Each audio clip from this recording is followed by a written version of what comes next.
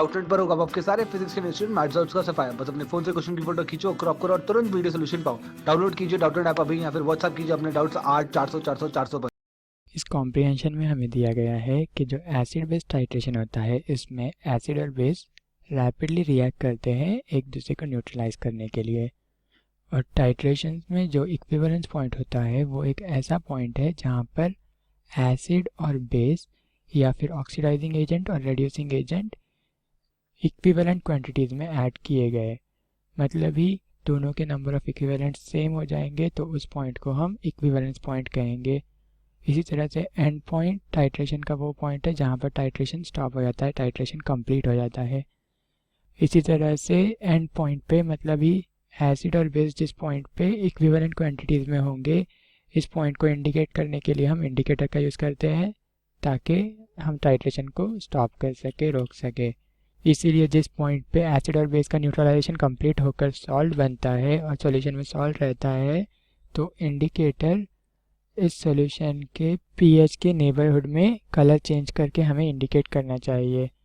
इसी तरह से जो पीएच है इक्विवेलेंट पॉइंट के नज़दीक में बहुत रैपिडली, बहुत जल्दी से बढ़ता है, बहुत जल्दी से चेंज होता है। और exact shape of titration curve जो है वो एसिड और बेस, वीक एसिड और वीक बेस के केस में के ए और के बी एसिड के डिसोसिएशन कांस्टेंट और बेस के केस में बेस के डिसोसिएशन कांस्टेंट पे डिपेंड करता है। अब इन सब इंफॉर्मेशन की हेल्प से हमें कुछ क्वेश्चंस के आंसर देने हैं। फर्स्ट क्वेश्चन है the following curve represents titration curve of HCl and against KOH। The pH at equivalent point is. तो हमें एक कर्व दिया हुआ है इस कॉम्प्रिहेंशन में। अगर ये titration curve of HCl against KOH है तो इसके इक्विवेलेंस पॉइंट पे pH क्या होगा ये हमें बताना है।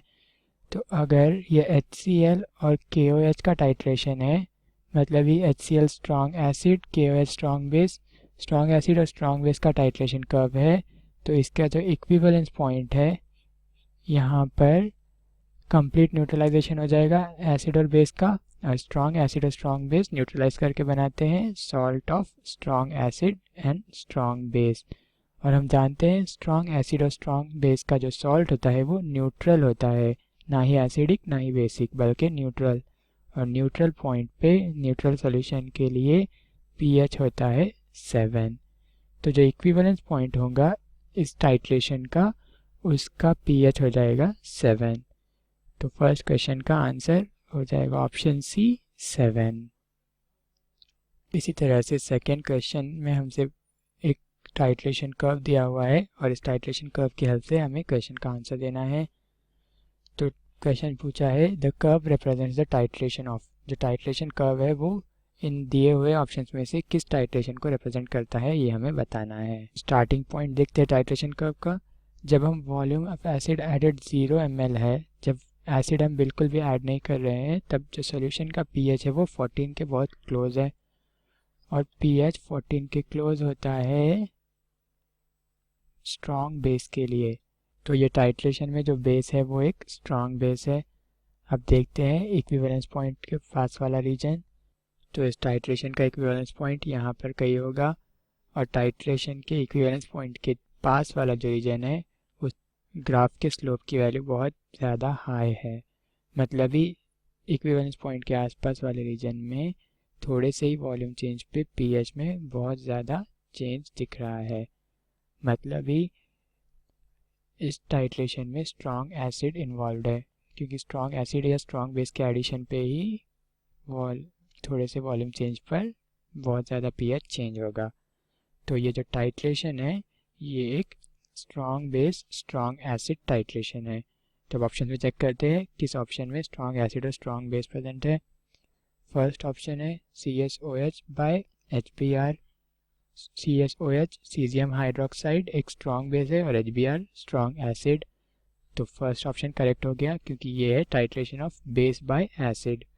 सेकेंड ऑप्शन है HCl by NaOH। HCl strong acid है पर यहाँ पे टाइट्रेशन हो रहा है स्ट्रॉन्ग बेस का, तो ऑप्शन भी रिजेक्ट हो गया। Option C HCl by KOH, again HCl strong acid है और टाइट्रेशन हो रहा है स्ट्रॉन्ग बेस का अगेंस्ट स्ट्रॉन्ग एसिड, तो ये भी रॉन्ग हो गया। Option D NH3 bye HNO3।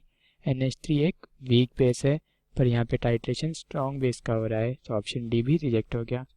तो जो कर्व है वो सिर्फ और सिर्फ titration of CSOH strong base bye strong acid HBr को रिप्रेजेंट कर रहा है।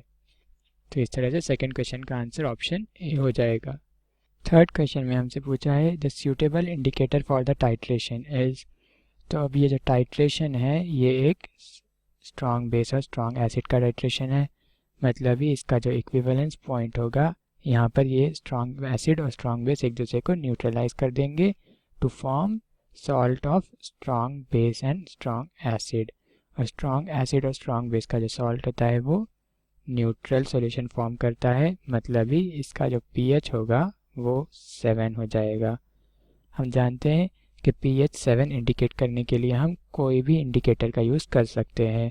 तो मिथाइल ऑरेंज, ब्रोमो, थाइमोल और मिथाइल रेड सारे इंडिकेटर्स इस टाइट्रेशन के लिए सूटेबल हो जाएंगे।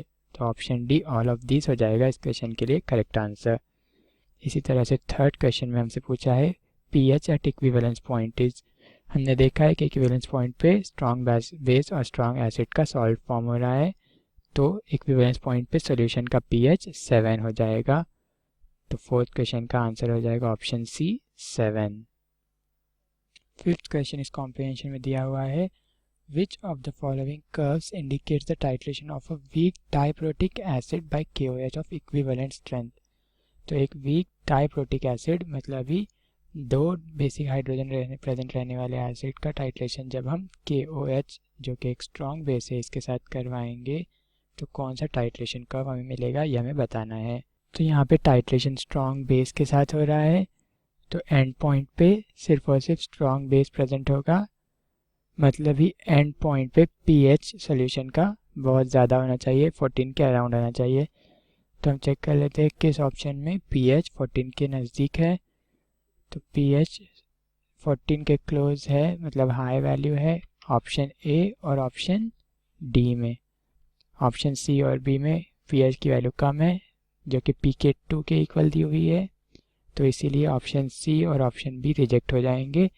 अब ऑप्शन ए और डी में से कोई एक करेक्ट आंसर होगा।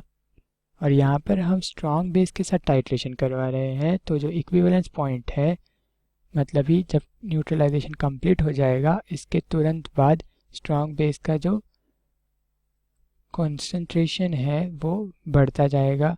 तो जैसे ही स्ट्रॉन्ग बेस का कॉन्सेंट्रेशन बढ़ रहा है pH बहुत ज़्यादा रैपिडली बढ़ना चाहिए इक्विवेलेंस पॉइंट के क्लोज पर। जो ऑप्शन डी है यहाँ पर जो इक्विवेलेंस पॉइंट है pK1 + pK2/2, इस पॉइंट के क्लोज या इस पॉइंट के नेबरहुड में pH का चेंज बहुत स्लो है, जबकि ऑप्शन ए में pH का चेंज यहाँ पर बहुत ज़्यादा रैपिड है, क्योंकि इक्विवेलेंस पॉइंट के क्लोज में ग्राफ का स्लोप भी बहुत ज़्यादा हाई है ऑप्शन ए के लिए।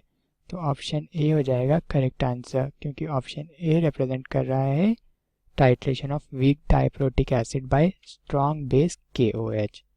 तो फिफ्थ क्वेश्चन के लिए ऑप्शन ए हो जाएगा करेक्ट आंसर।